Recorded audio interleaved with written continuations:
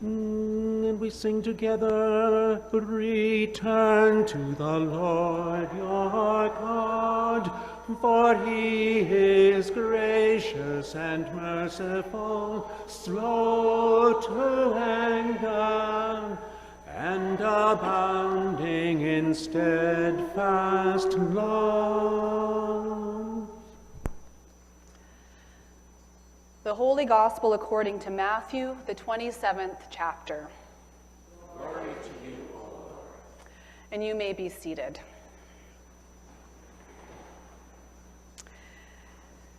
Jesus was brought before the governor, and the governor said, "Are you the king of the Jews?" Jesus replied, "That's what you say." But he didn't answer when the chief priests and elders accused him. Then Pilate said, "Don't you hear the testimony they bring against you?" But he didn't answer, not even a single word. So the governor was greatly amazed. It was customary during the festival for the governor to release to the crowd one prisoner, whomever they might choose. At that time, there was a well-known prisoner named Jesus Barabbas. When the crowd had come together, Pilate asked them, "Whom would you like me to release to you, Jesus Barabbas or Jesus who is called Christ?" He knew that the leaders of the people had handed him over because of jealousy. While he was serving as judge, his wife sent this message to him, "Leave that righteous man alone. I've suffered much today in a dream because of him." But the chief priests and the elders persuaded the crowds to ask for Barabbas and kill Jesus. The governor said, "Which of the two of you do you want me to release to you?"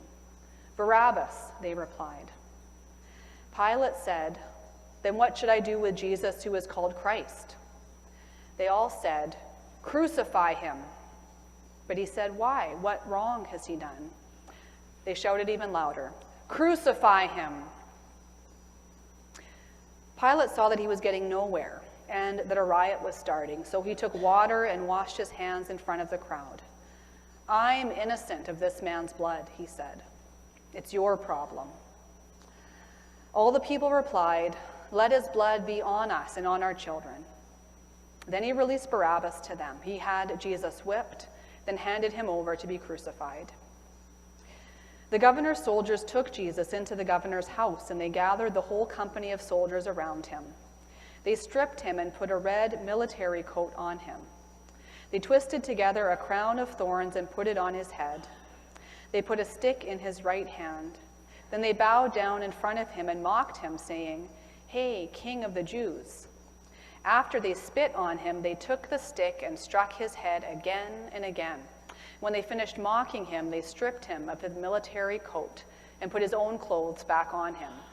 They led him away to crucify him. As they were going out, they found Simon, a man from Cyrene. They forced him to carry his cross. When they came to a place called Golgotha, which means skull place, they gave Jesus wine mixed with vinegar to drink. But after tasting it, he didn't want to drink it. After they crucified him, they divided up his clothes among them by drawing lots. They sat there guarding him. They placed above his head the charge against him. It read, "This is Jesus, the King of the Jews."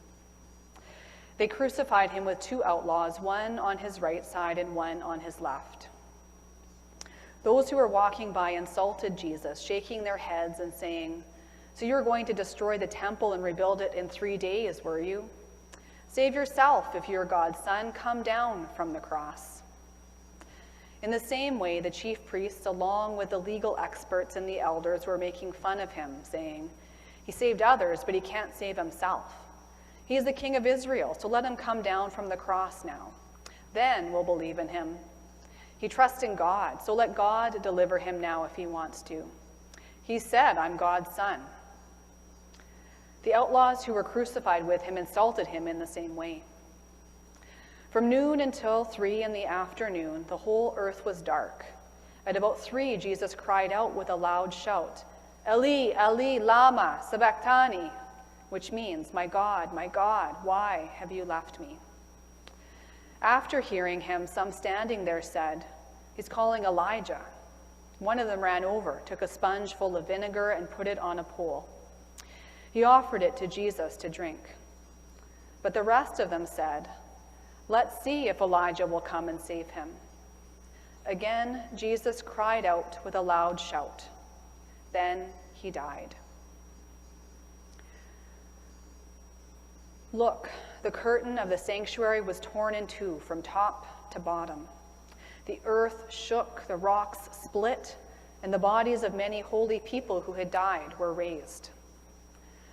After Jesus' resurrection, they came out of their graves and went into the holy city, where they appeared to many people.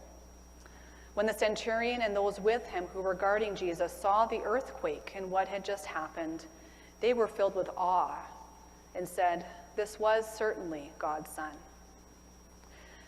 Many women were watching from a distance. They had followed Jesus from Galilee to serve him.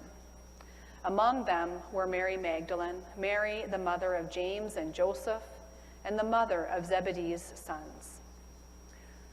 The Gospel of the Lord. Praise to you, O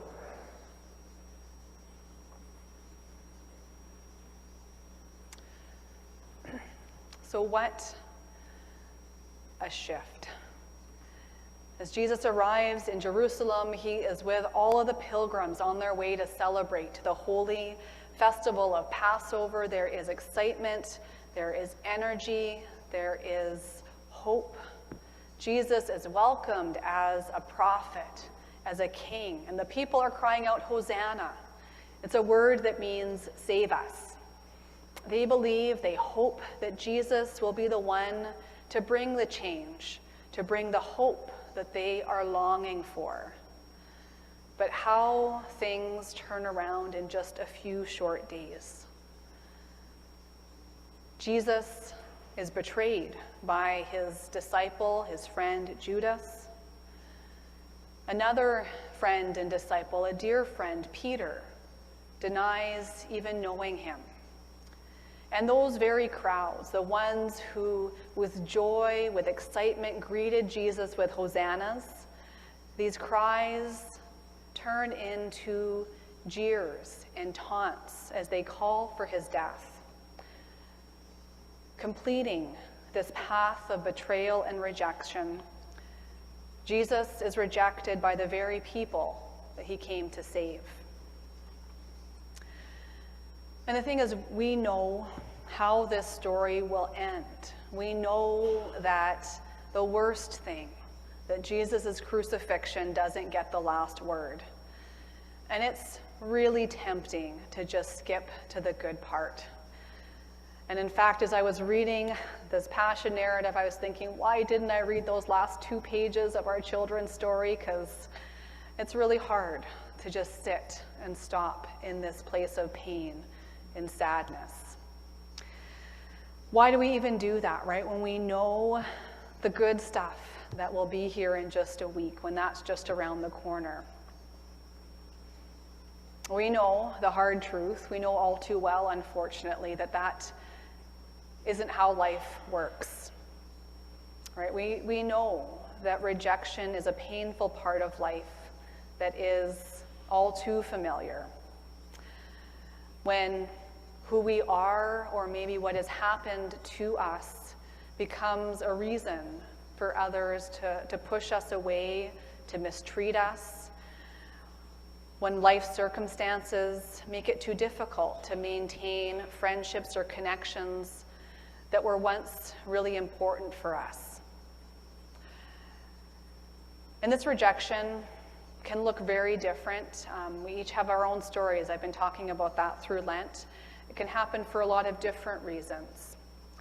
It could be when a divorce or the ending of a relationship comes, and that also then means the loss of not only that relationship, but other friendships or groups or communities that were part of your life before. It could be when health challenges or compromised immune systems make it difficult to join in as we wish we could. When mental illness keeps us in bed, or when we or someone we love is in the throes of addiction and dealing with that. when our sexual identity or gender expression leaves us locked out. And this one feels especially pertinent in these days as we see so many places passing laws that are denying rights to transgender folks and kids. Jesus' own story, it tells us, right, that rejection doesn't just mean hurt feelings, that it can have really serious life and death consequences for folks who are pushed out. And of course, we have to also acknowledge the really hard part for us, those of us who are here in this building, that often this rejection has been and continues to be at the hands of the church. And that's especially damaging, especially painful, right? When rejection comes from a group, from a body of people who are ones that are meant to speak for God, who are meant to embody Christ's presence in the world. It's really painful, deeply painful, and shameful stuff. And so it's, I think, normal to want to just jump to the good stuff, right? To get to the good part.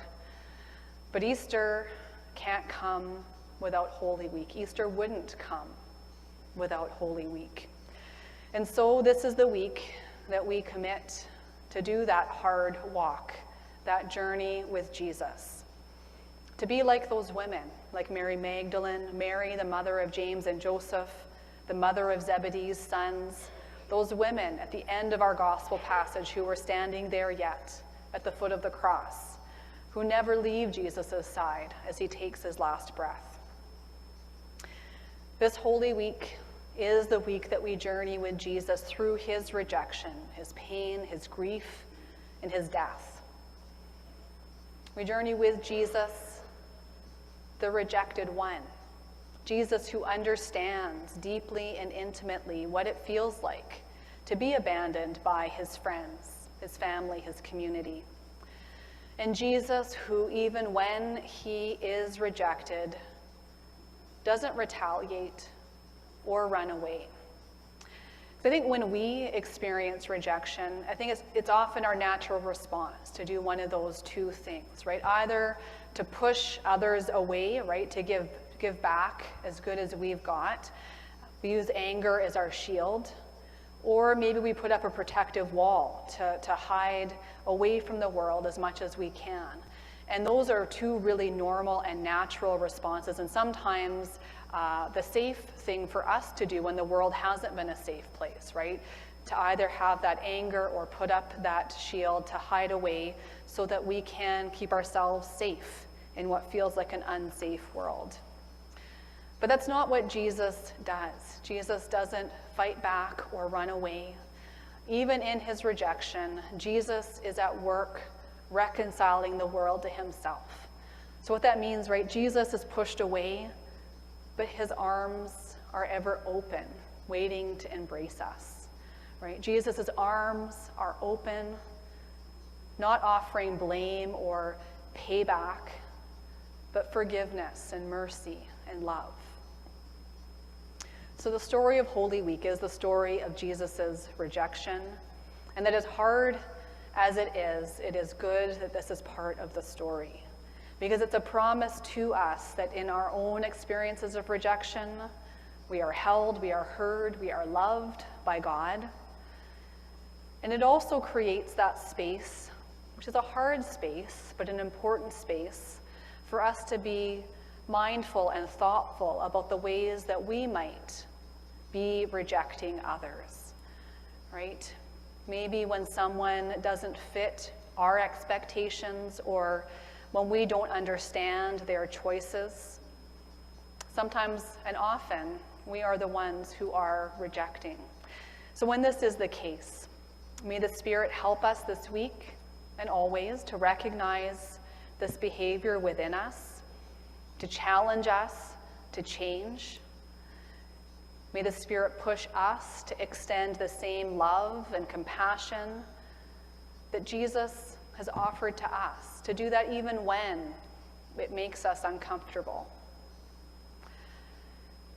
Today we proclaim, blessed are the rejected. And as we do this, it's our commitment not to rush to the glory of Easter, but instead to walk with, to accompany Jesus, the one who walks with us. Search our hearts, O Lord. Smooth out any rough edges. Soften us for the ones on the margin, for that is where the heart of the kingdom lies. Amen.